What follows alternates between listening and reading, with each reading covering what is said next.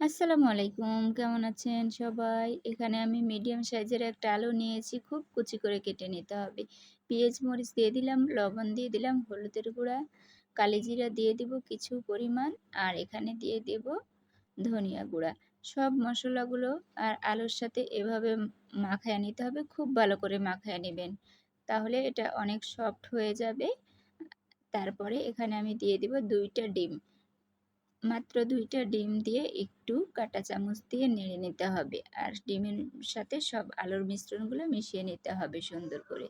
তারপরে আমি প্যানের ভিতরে তেল দিয়েছি। তেলটা গরম হয়ে আসছে। আলুর আর ডিমের মিশ্রণটা ঢেলে দিয়ে একটু ছাড়াই দিলাম। দেখেন কি সুন্দর হয়েছে। আর এটা খেতে কিন্তু অসাধারণ। আর এটা ২ মিনিট মিডিয়াম আঁচে রান্না করে এই পিঠ উল্টে দিয়ে আরও ২ মিনিট মিডিয়াম আঁচে রান্না করে নিবেন। হয়ে যাবে ডিম আলুর এই অসাধারণ ভাজিটা। এটা কিন্তু খুবই অল্প সময়ে বানানো যায়। সকালের নাস্তায় রুটি পরোটার সাথে কিন্তু অসাধারণ।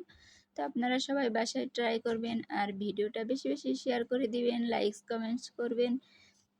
আবার দেখা হবে পরবর্তী কোনো নতুন রেসিপির সাথে।